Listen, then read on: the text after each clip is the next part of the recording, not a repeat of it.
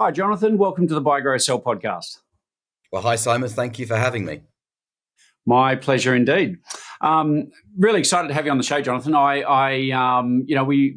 I mentioned to you coming in here, we run this show to sort of try to talk to people about their story so that obviously we can help other entrepreneurs and business owners on their journey, perhaps whether it's avoiding some of the pitfalls or, getting insights into what they can do around their strategy.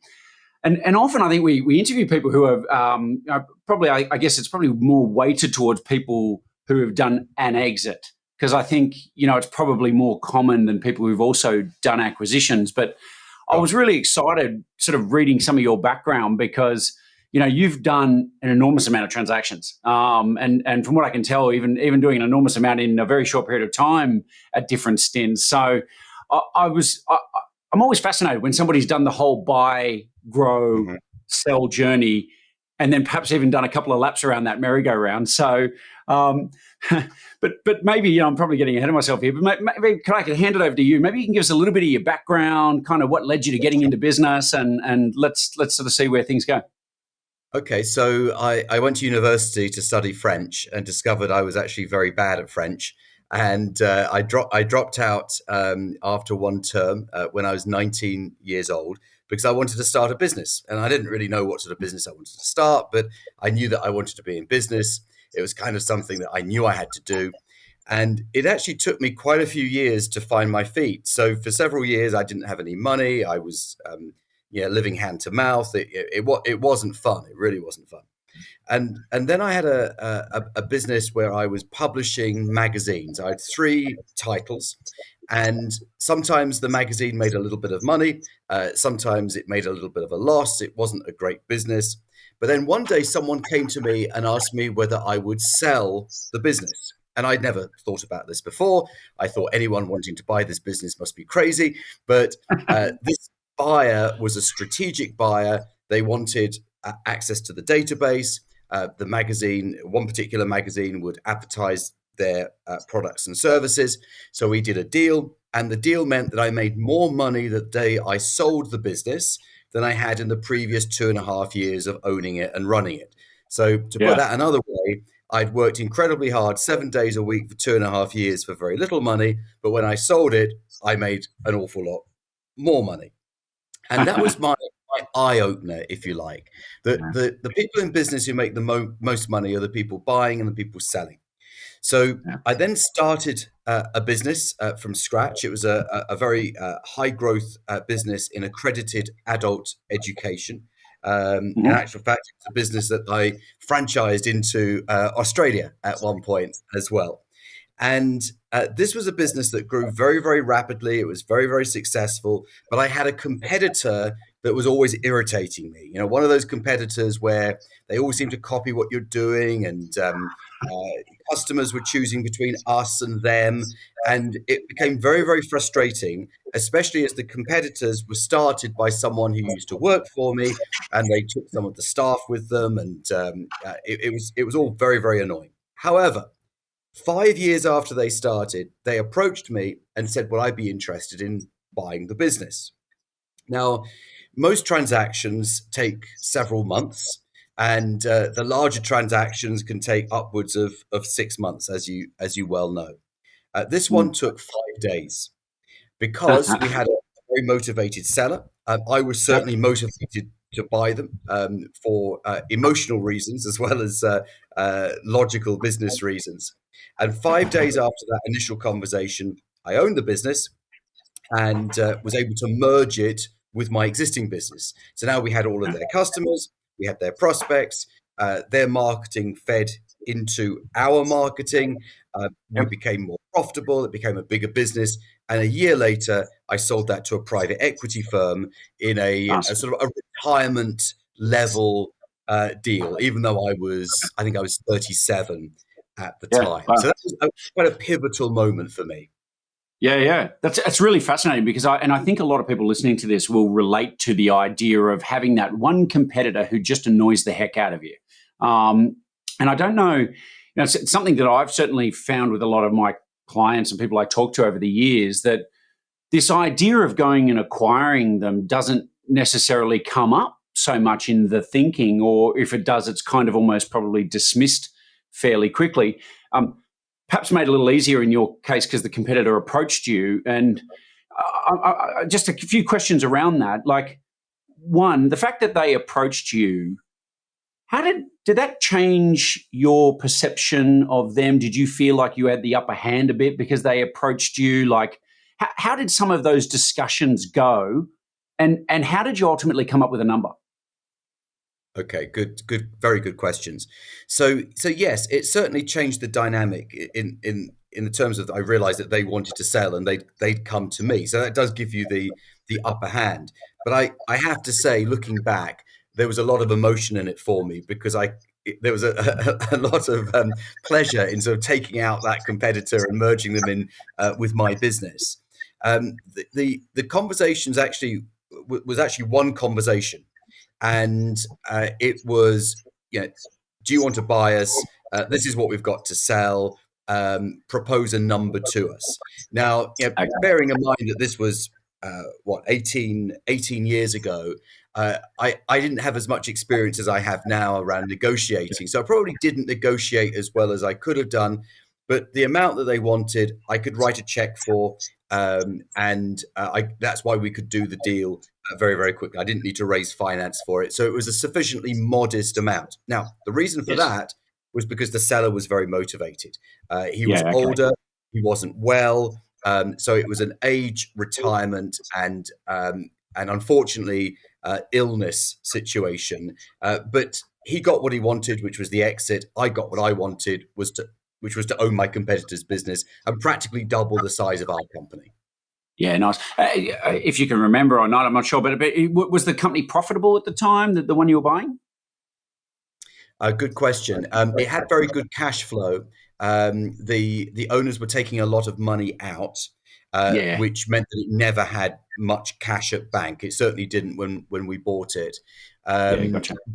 But by combining the two businesses and getting rid of their overhead, we didn't need all the staff. We didn't need the office space. That actually just made it more profitable. They were spending a lot of money on advertising, so we didn't need to do that anymore because it was all the customers were coming to the same place. So that was where the real profit came from. Yeah, isn't that an interesting? And I think there's a great takeaway there for business owners listening to this at the moment, because I think the old thing of using your business as a little bit of an ATM and pulling lots of cash out of it and just sort of really using it as the cash till is a fairly common thing, particularly in smaller businesses.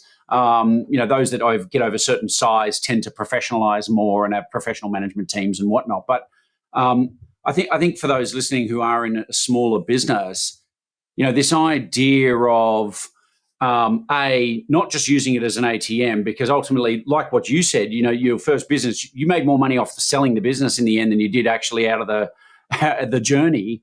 And I think that's a great lesson for everybody along the way. And I think the second thing I'm taking away from that particular story is when you start getting tired and you're a bit over it and you're feeling like you're wanting to get out soon, particularly if you've got health issues, the tendency can sometimes be to throw on staff to try to patch problems, and it can actually be quite an expensive way to run your business. And so, really, you might be actually setting yourself up. You're giving yourself a short-term sort of relief, but you're actually setting yourself up for quite a financial hit down the path. Yeah, absolutely, because all the profitability goes on those extra staff, and he wasn't in a great position to negotiate, and it was the business had not been run well.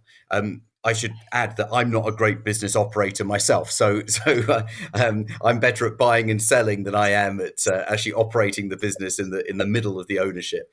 But it was a great deal because everyone got what they wanted, and it gave me scale that allowed me to do the private equity exit a year later. I couldn't have done that otherwise. I would not have been big enough. Yeah.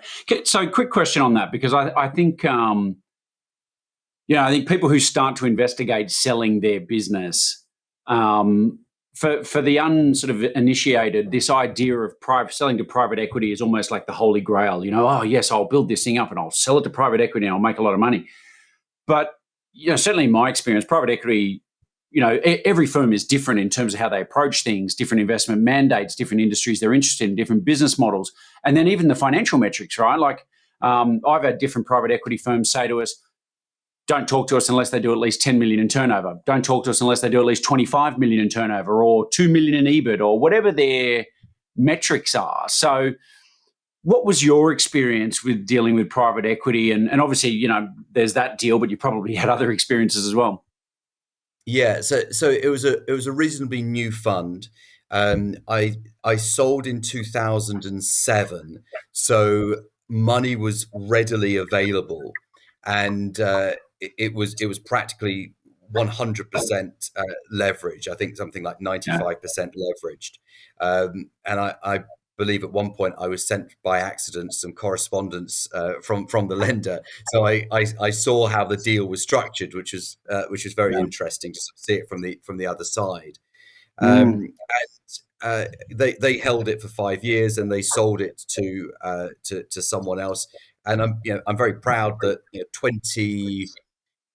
24 years later, that business is still running. It's still operating, still doing well. Nice. And it's actually still got the website that I had back in 2007. It's still the same design with a few improvements. So sometimes, when you buy a business, you don't want to be changing too many things, because if it works, why would you change it? Yeah, great advice.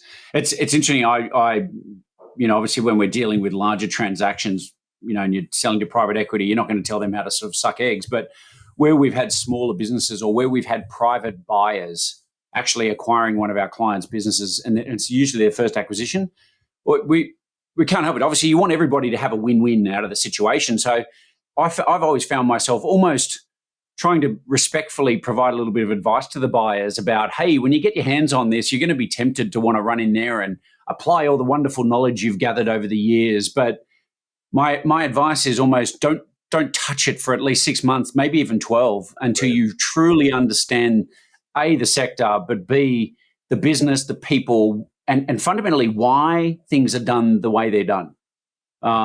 Because it's too easy to rush in there and think you know better and screw things up. Oh, absolutely, and I've done that. I've made all the mistakes.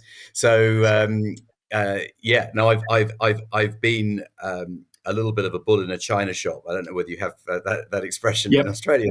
Yeah, absolutely. Bull in a china shop. And I've rebranded and done things which, with the benefit of hindsight, I would never have done. A few years later, I actually bought a business from a private equity fund as well, a London-based private equity fund, one that's renowned for its tough negotiating. And it was a digital marketing business that they bought as a platform investment for a buy and build, for a roll-up. And they'd never done anything with it, and I don't actually know why they hadn't, but they'd owned this business for 5 years. They'd put in different management teams over the years. The current management team was very expensive, and they were running the business very, very badly, so it was making a loss. I found out about it just by chance, complete fluke, that I had this conversation with someone and they told me about it. So I went to see the owners, and I found out that they were very interested in selling. But because it was loss making, I struck a deal with them where I'd buy it from them for £1, $1, but take on all the liabilities. And they were very happy with that, because the fund was coming up to the end of its life, and everything in the fund was being sold because the profits had to be returned to the original investors. And so this business, they just wanted to get rid of it. It was never going to make a profit for them, so they get rid of it. And it was an okay sized business. It was doing £5 million.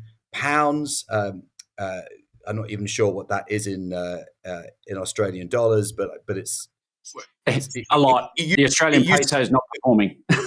Okay, it used to be I think like 15 million Australian dollars. Yeah, it's about that. It's about that. And it was making a loss. It was making a loss of £300,000 a year.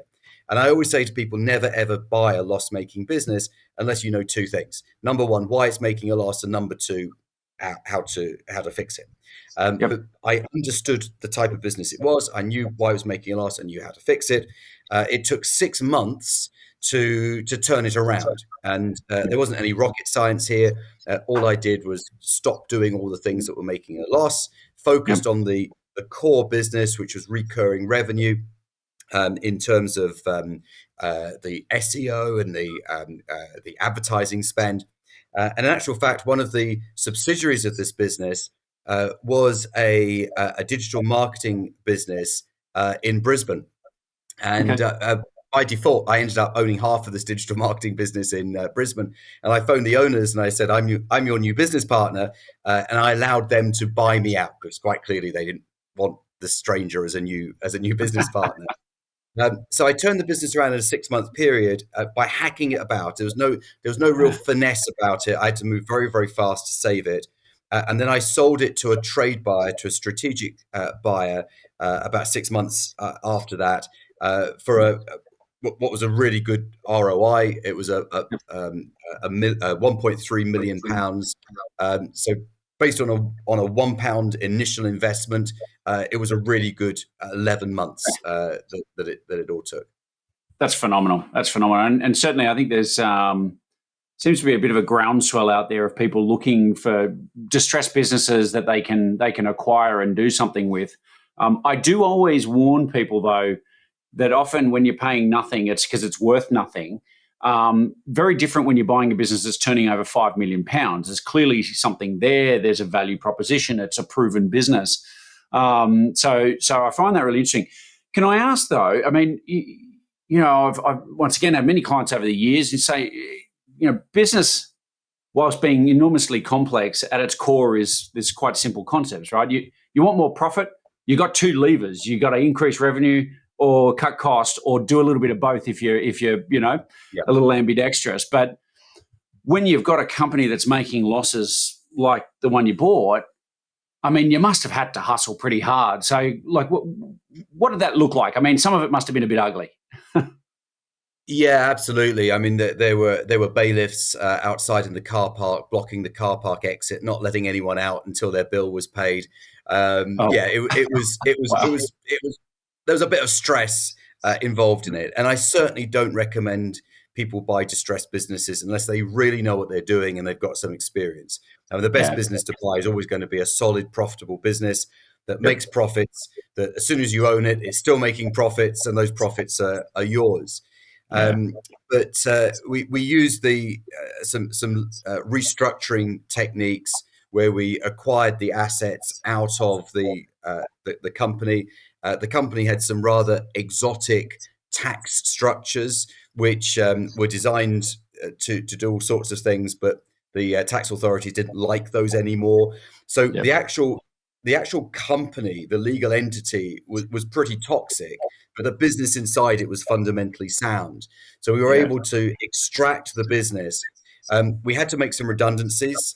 It was massively overstaffed. So we lost about 80 people. Everyone was paid every penny that they were owed. They knew it was overstaffed. They knew the business was in trouble. But we ended up with a smaller business doing £3 million a year, but recurring revenue, which has an increased value than just transactional revenue. So it was hard work. And do I think I would do something like that again? Yeah, I probably would actually, but I wouldn't rush into it. Yeah, I think that makes sense. And I think it's like anything, people go into business. A lot of this is, yes, you're assessing information, but there's got to be a gut instinct about things, right? There's got to be somewhere your gut's telling you, hey, this seems to feel right, and hey, it might have some hairs on it. But like you said before, if you can see solutions and you feel like you can match things up, it's like, I think if you don't have that positive feeling about it, and that desire to take on those challenges, then you should probably run in the other direction.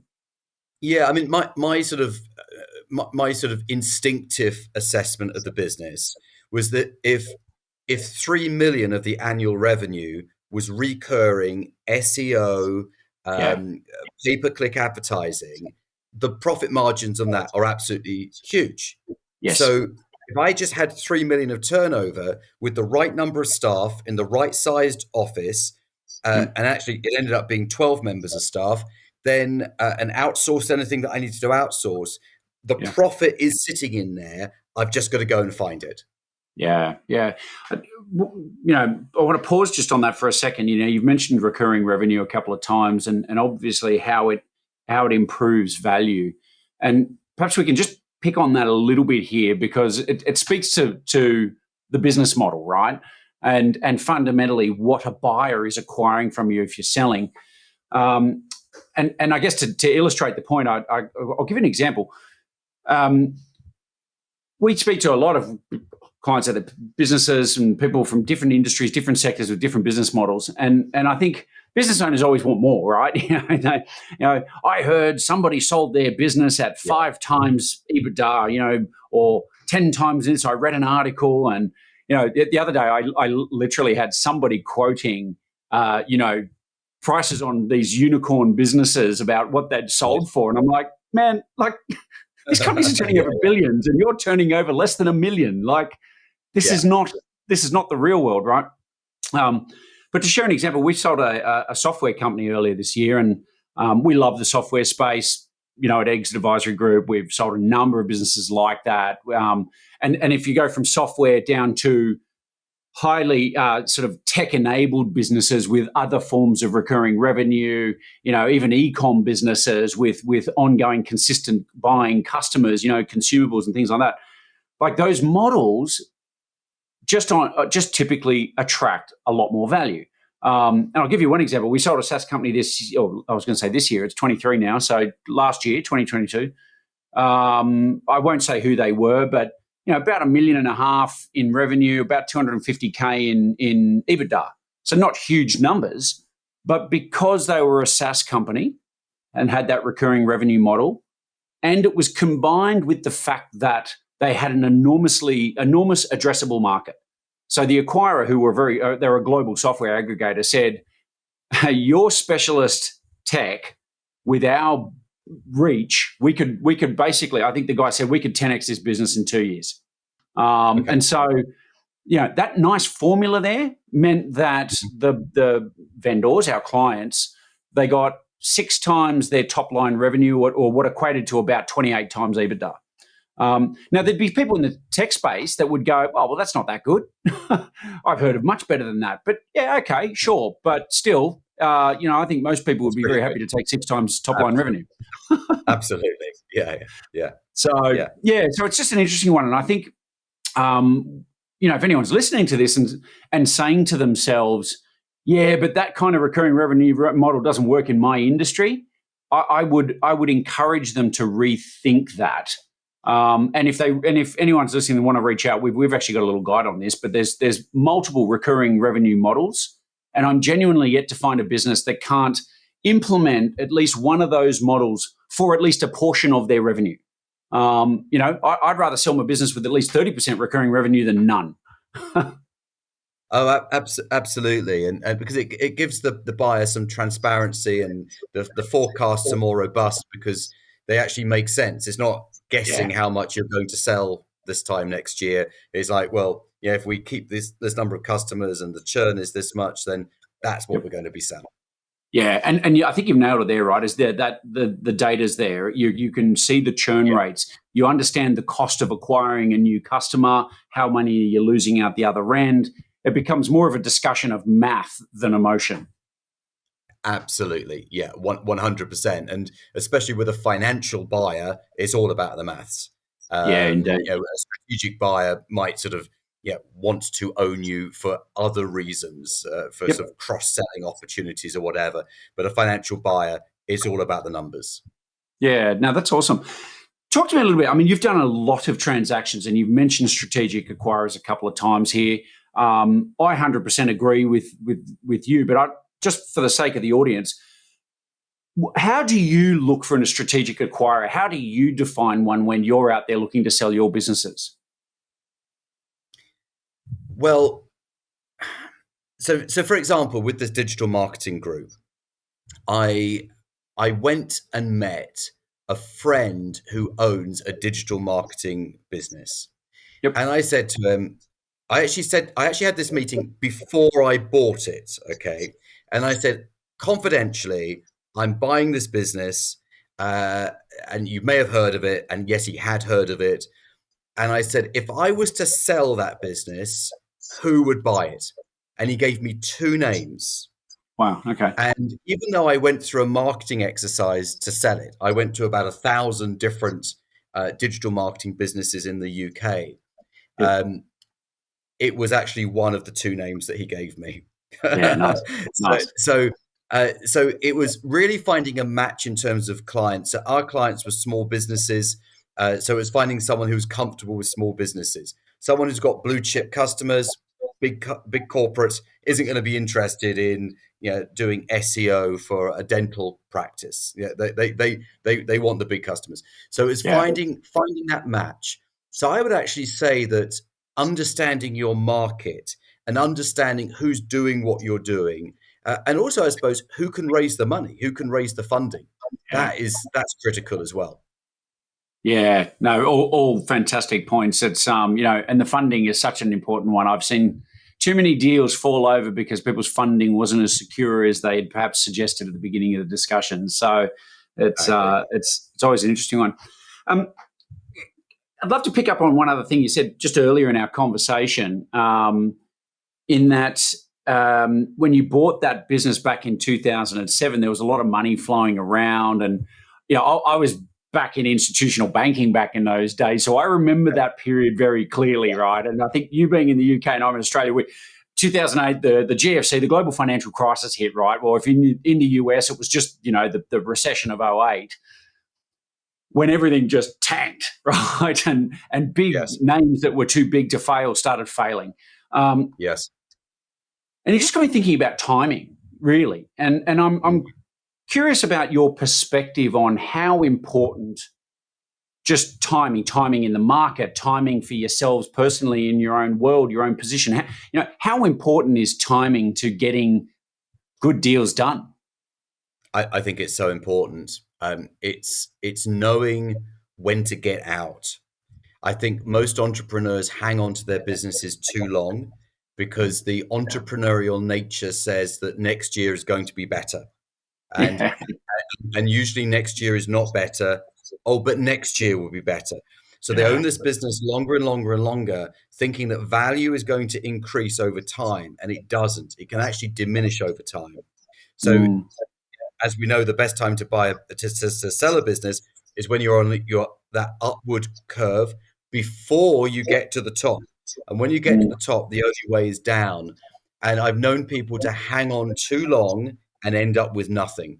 yeah, You've got to know when is the time to say I'm going to cash in my chips, take the money off the table, and then look at doing something else. yeah. Yeah, great advice. Great advice. I actually find too, to that point is people they wait too long. They don't realize how long the process can take. Getting ready, Yeah, going to market, finding the buyers, negotiating a deal. Even getting the final contracts bedded down and getting paid. And so they probably wait till they get to that top and they go, "Ooh, we're getting a bit toppy here. We're getting a bit, it's I don't really know what next year looks like. I better go and sell now." And it's like, well, now you've found yourself in the middle of a transaction or trying to find buyers right as the market's starting to turn. And unfortunately, we had a transaction that just happened with the current talk. Inflation skyrocketed. All yes, the bears have come out and started talking about doom and gloom and recessions. And while there's still an enormous amount of money sloshing around in the economy and a lot of dry powder sitting with investors, they're a little bit more nervous and they're a little bit more kind of cautious about absolutely. what they're doing. And so, with that particular transaction, despite all of our best intentions and best knowledge, we kind of missed the window on it. So I Interesting. think, Interesting. you know, yeah, being prepared or putting yourself in a position where you're ready to sell, even if you don't want to sell now, is one of the things that I've found drives so much value for business owners and entrepreneurs because you can strike when the iron's hot or when that opportunity tends to land in your lap. Yeah, so a good example of timing was the pandemic.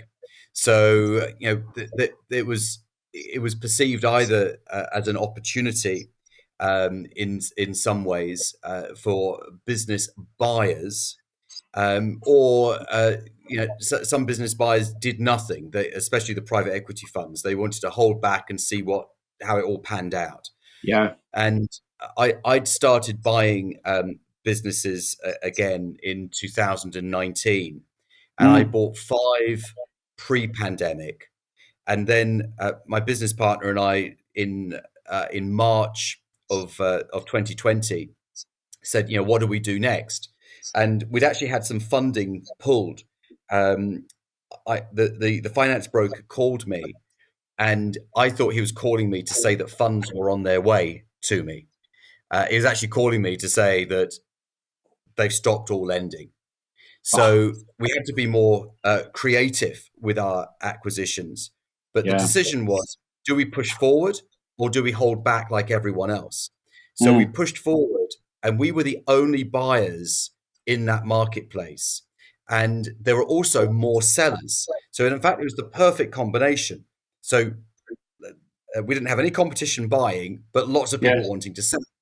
Yeah. And Yeah. I describe it a little bit like one of those game shows where they drop $1 million from the helicopter, and people are running around picking up the notes, the $20 notes, the $20 bills. And as they're picking them up, they're picking them up so fast they don't realize that as they're holding them in their arms, they're slipping out from underneath them. So in fact, actual fact, as they're picking them up, they're losing them at the same time. And that Yeah. was us with businesses. I bought 48 businesses, but the integration was an absolute nightmare because Okay. we'd buy a business and almost forget about it because we've got another one happening over here. Wow. Wow. So, So I'm just going to backtrack and repeat that for a second. You bought 48 businesses, and in what period of time was that? 2.5 years, 30 months. I think that's a new record for anybody I've had on this show. People say, Jonathan, what advice do you give about buying 48 businesses in the pandemic? And my advice is don't do it. I mean, it was seriously uh, hard work, and Yeah. it was very, very stressful. And I didn't have a sufficiently developed management team. We were always playing catch up. We didn't Mm. with five businesses, we didn't need a particularly robust management team. But as the business grew, we just couldn't recruit fast enough. Yes. And in actual fact, it got so stressful, it really did kind of get on top of me. I ended up in hospital.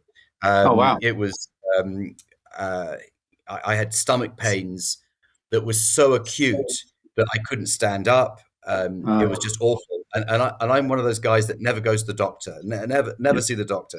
But I thought I've got to go because this could be Yeah. serious. And I was Googling it and I was trying to work out what it was myself.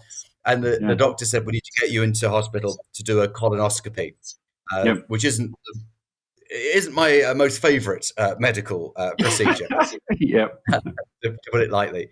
And they couldn't find anything, which was Yeah. a good thing.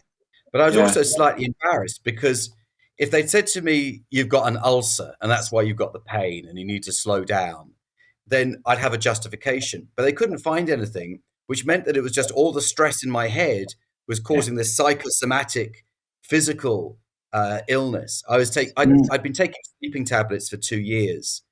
Mm. Um, I went to see a hypnotherapist to help me sleep better, and she said, "Well, have you ever considered psychotherapy?" And I was like, Mm. "No, I hadn't. Yeah. I'm used to stressful situations." And she said, "Yeah, but everyone has a limit." And I Yeah. realized that I'd reached my limit. I wasn't enjoying it anymore. It was massively stressful for a whole number of reasons. So I ended up just transferring ownership to my business partner and letting her get on with it. Yeah. I needed to just have a complete separation from the business. So it was successful in the acquisitions, but for me, it was very unsuccessful in the exit. Yeah. Well, first of all, I'm sorry to hear that you went through that. I think, it's hard when you're dealing with a lot of stress and then the body starts reacting. But I congratulate you too on the fact that you've got enough introspection clearly to look inwards and go, okay, like I'm actually open to exploring different things. And I think I've seen friends who let ego get in the way of their own health. Even it's no, no, no, no, it can't be that. And I know I'm not going to go do this and talk to a you know therapist or whatever. That's just bullshit. And they just end up hurting themselves, right? It's Yeah. so I think being able to stop and look inwards and say, okay, like let's reassess here and if need be change course is the fundamental thing that drives, it was usually a fundamental thing that's going to determine whether you're successful or, quite frankly, whether you live or not. So, Well, absolutely. And I have a 7-year-old daughter, and for me, everything I do is for her. yeah, And yeah, she's the most important person in my life. And it nice. started to occur to me, could I be that 51-year-old who has a heart attack and drops Yep. dead, and nothing is worth that. No, No, totally. no business is worth that. Yeah, I completely agree, and I think I've had a moment there, and stress is a killer, right? Like I've had that sort of experience where literally at one point I still remember the day where I thought I was going to have a heart attack, and my wife gave me a virtual slap and said, "Right, drag me out into the backyard, sit down in the sun. Life is not that complicated, and you shouldn't be feeling like this. Like you need to just stop." And it was such an important moment for me because I started thinking, why am I letting these people in this situation impact me like this? Because it's Hmm. it's actually I'm allowing that to happen to me. They're not trying to make me feel like this. So it was a pretty pivotal moment in the way I looked at things. And so, once again, I think if people are listening to this right now and feeling under a lot of stress, then it might be time to stop and consider things and look at it from a different angle. But yeah, tough thing. And I think every business owner goes through it, right? I have Oh a yeah. bit of an expression that if you haven't had a couple of sleepless nights wondering if your business is going to make it, then you probably haven't been in business. Oh, absolutely. Anyone who's been in business for a few months knows that yeah, there is the rough and the smooth, and it isn't all plain sailing, and there Yeah, are bumps in the road. And yeah, I was trying to integrate all these businesses with different cultures, different ways of doing things, different yeah. employment contracts, different financial systems, and we Wow. had such a weak management team that everything landed up on my plate. And I tell all of my clients, I say, look, you're the investor, you're the owner, but other Yes. people do the day-to-day operations. And I was breaking my own rules and doing everything. I was doing the exact opposite of what I teach other Yeah. people to do. Yeah. It's an interesting one. You led me on to a different sort of topic here, a good sort of segue. But that many transactions, that many businesses that you've acquired, I imagine you've learned a thing or two about transitions and integrations and stuff like that. Um, I think it's different if you're not doing anything at the moment and you're buying a business because you're looking for your next thing to sink your teeth into.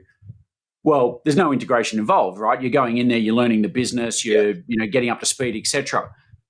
But when you do have existing operations and you're buying businesses to sort of grow via acquisition, it is a very, very different mix. And that integration of, as you said, cultures and even employment contracts and stuff like that can be really, really complicated. And by the way, you're not the first person to tell me I kind of just assumed that would all happen, or just, it's they love the hunt and the deal and all the rest of it. So but do you have any advice for people listening if you are acquiring companies? Like, are there a couple of core principles that you now use, or what Yeah. would you suggest to other business owners? Yeah. Integrations need to be treated very delicately. You need to be very, very careful because uh, every every employee of a company that's bought at first will think it's a terrible thing, and they will Yeah, think that you are the bad person for buying them. Um, they will not welcome you readily. So you've got to earn their trust, and yeah, the way to earn their trust is to not change anything. Okay. Now, if they want a new kettle and a new fridge for the staff room, that's great. Do things like that. yeah, Actually, things like that can make a huge difference. I mean, simple things like that. yeah, But don't go changing the signage and the name of the business and the uniforms. It's just yeah, we changed too much too quickly, yeah, and we didn't have enough focus on the people.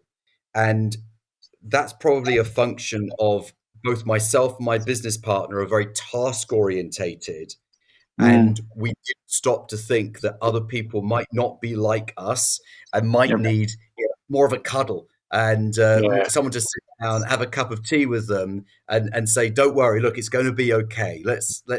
talk this through." So I Yeah. would have had someone just doing that, someone with amazing people skills who could do that. I mean, all these things are always so clear in hindsight, but at the time when you're moving at a million miles an hour, you don't have time to stop and think. Yeah, yeah, that's great advice. Yeah, thank you for sharing that.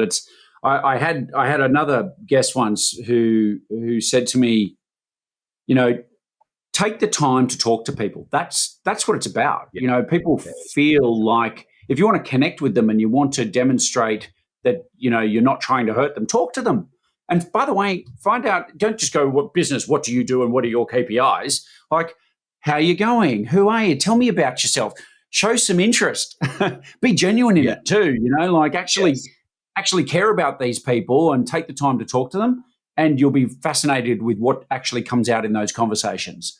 And hey, if you're too busy because you're the entrepreneur and you're, blazing trails somewhere else, then like you just said, have somebody go and talk to them. Like, particularly if that somebody is going to be involved in the day to day of the business, because there's an ongoing relationship there. So it's, Yeah, 100%. And it really is as straightforward as that. I mean, it's not about integrating financial systems and things like that. They're all important, but without yeah, the people, you don't have a business. And I had hundreds and hundreds and hundreds of staff. So looking after those people really should have been the first thing that we did, and we didn't. We did it sometimes, but we didn't do it all the time. yeah, yeah. And it's easy to sort of miss things, right? I think we're all, so one thing of being a business owner, I think, is that you can look at any individual situation and kind of work out broadly what is the right thing to do or the best thing to do. But when you've got 20 of those in front of you and you've only got time to do three of them, Exactly. Yeah, yeah, that's exactly the situation. Yes. yeah. Can I ask, and I'm sort of cognizant that of time and whatever else, but just wanted to ask you one other sort of core question is just around this people thing. And you mentioned before about a management team. You know, do you have any tips around what you're looking for in managers? Was there a certain point in your journey where you started to recognize, hey, we need certain specialist leaders in certain skill sets or whatever? Like, how did you grow that management team and what were the signs for you that you needed it? Yeah. Again, because we were moving so quickly in such a short space of time, our management team just never really caught up. So we had people who would have been fine managing a smaller business, but when Mm, you've got a business with multiple sites, multiple locations, with hundreds of staff and all the operations that go with that, thousands of customers, mm, you need people who've done it already. You yep, haven't got time for people to learn on the job or train them up. You need people who can just step in and they've done something similar in another company. Um, those people typically are quite expensive. yeah, So you actually need enough cash flow to support what is an extra layer of cost in the business. And that's why growing businesses should always be raising capital, because growing businesses need way more working capital and money for growth than anyone realizes. I think people always underestimate how much cash a business needs when it's growing. yeah, So again, we did lots of things right, by the way. I'm focusing on the things that we yeah, did wrong, but yeah, but we should have raised capital earlier to support that management team earlier. yeah, And we also, I always say the most important person in the company is the CFO, the Chief Financial Officer. And we probably had people who are underqualified to run a business of that size. yeah. That's a really great comment. The CFO thing. I've seen so far too many businesses that have outgrown their existing financial team. And because they don't come from necessarily a finance background, I'm really great at doing these projects or I'm building those widgets or whatever it might be. They're very great at selling more and doing more, et cetera, et cetera. And they kind of just see a CFO as lots of overhead. And and I kid you not, I had a client that was doing about 80 million bucks in turnover and just using an outsourced bookkeeper. And when it comes to pulling apart the business, we were like, oh man, like seriously, you need so much more horsepower in this area. and you need Yes. the strategic advice that a CFO can bring you, because you actually could be far more efficient with your capital. So, Yes. so it is a really interesting one. Can I ask you? I want to. I could probably talk to you all day, Jonathan, but I'd like to ask one other key question, because this one's been coming up a lot just out there in the market. You talked about growing businesses needing working capital. And of course, working capital, as we all know, is the lifeblood of any business. When you acquire a business, clearly you could just buy the assets of a company and drop it into another corporate shell, or you could buy the actual company. You're buying the shares, you're buying the whole thing. I imagine you've done both in different situations. But there's always a lot of confusion for business owners when they're selling the shares and buyers talk to them about, well, we're giving you a price for the business, but you need to leave a certain level of working capital in the company. And a lot of business owners kind of freak out and go, hang on, you're asking me to leave cash in the bank. Like, well, that's my cash. And so I don't know if you've got any thoughts around that, or have you had those discussions with business owners? It's very typical. So I believe that the negotiation over the amount of working capital left behind is as important as the negotiation about the price and terms. Yeah. Because if you don't have enough working cap, it means you've got to put money in. Yes. And if you work on the understanding that a business is designed to take money out of, not to put money into, then the money's already flowing in the wrong direction. And you're absolutely right. Every seller thinks the money in the bank belongs to them. We use some deal structures where we actually use that cash to pay them the initial consideration on completion, on closing. Yep. And in the UK, it's far more tax effective for that cash to be part of a payment for shares than it is to pay the tax rate of taking it out. So just to clarify that point, sorry to cut you off there, but just to clarify that. So I'm going to just use like a really dumb basic example, but let's say you're you value the assets, then you're adding sort of working capital. So you'd prefer people to leave cash in the bank and pay them a bit more than for them to strip it out and pay them less. Is that kind of basically the guts of it? Yeah. So my way of operating is to always approach a business and say, approach the business with a thought of, how can I buy this business without me spending any of my own money? Yep. Because that's the ultimate leverage. Because if you take that approach, you can buy 3 businesses, 5 businesses, 10 businesses, because if you're using your own money, you're going to run out very quickly. Yes. So I look at the assets. How can we leverage against the assets? How can we leverage against the outstanding invoices? Can we use the cash at bank? Can there be some deferred consideration? So we pay part of the payment for the business over 3 to 5 years. Can we use a combination of all of these things? Is there an outstanding director's loan that the seller has taken money out of the business, forgotten that they need to put it back in because it's not theirs? They've already spent it, so they can't afford to pay the tax on it because it's all gone. Okay. Yes. So let's say they've taken out $500,000. They've got to put $500,000 back. They can't do it. Therefore, we can reduce the cash requirement we need to buy the business by $500,000. We're letting them off the hook. So I look at all these different ways of doing it, because if I can help someone buy a business without using their own money, then it de-risks the transaction. It therefore increases their confidence, because people often don't buy a business because they think they've got to remortgage their property. They've got to get a bank loan with personal guarantees. And we don't need to do any of those things. So that working capital, so with those 48 businesses, 7 of them were situations where the owner paid us on closing. Wow. Because they had taken prepayments for services not yet provided. So let me just do a very simple maths for this. So let's say they'd taken, I'll use very, very simple math. So they'd taken $1 million of prepayments. Okay? Yeah, from customers, that is, right? From customers, yes. Yeah. For service products they haven't yet provided, which were going to be provided by us.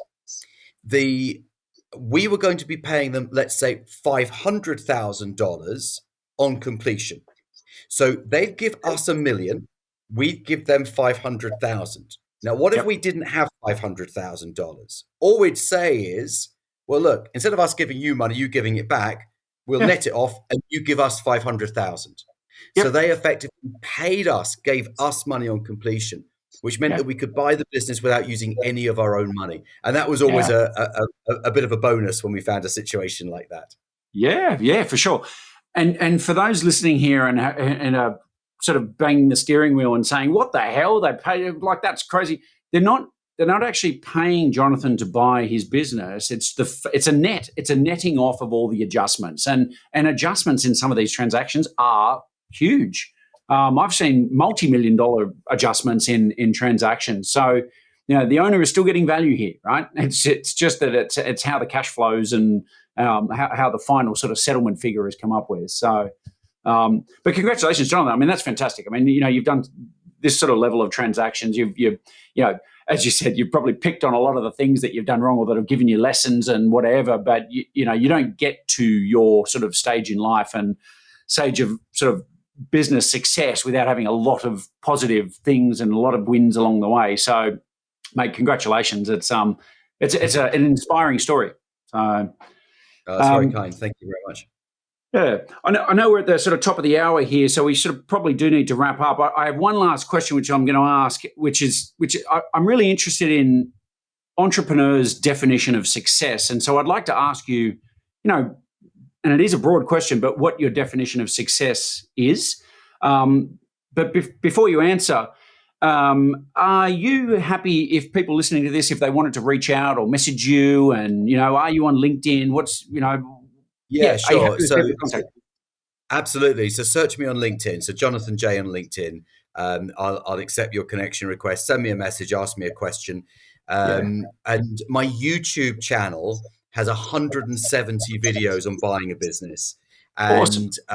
Interviews with clients, behind the scenes. I actually took a camera crew around the businesses that I was buying during the pandemic, and Wow. you can see those businesses and all the challenges. It's like a reality TV show. All the challenges that I encountered. Now, that's fantastic. What a brilliant resource. We'll put links to your LinkedIn page and your YouTube channel. Once again, as Jonathan said, if you do send him a connection request, please put a message in there. Please say, "Hey, listen, I heard you on the Buy, Grow, Sell podcast." Like, don't be one of those randoms who just sends a connection request. It's just not normal. So, so look, that's great. So we'll put all those links in there. I'm going to go and have a bit of a look at your YouTube page now because I think that sounds exciting. But to finish up, do you have a basic definition of success that you sort of live by? Well, it's changed over the years. I think in my 20s and actually probably my 30s, it was all about money. And it was, what I could afford to do and how much money I had. And I've come to realize that, especially in the last couple of years, that at the end of the day, it doesn't matter how much money you've got unless you're healthy and you're happy and you can go on vacation, enjoy the time with your family without getting stressed by messages from the office. So it's all about happiness for me, where it used to be about money, but no more. Yeah. It's funny how money's a motivator, but only to a point, right? Like it's once you get enough to live, you take care of all the survival things, and you can live to a certain level of comfort, and that doesn't have to be luxury. It can just be a certain level of comfort. How our priorities can shift. So.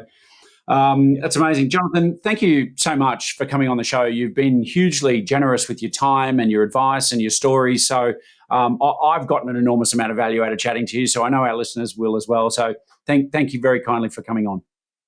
No, Simon, thank you very much too. Thank you.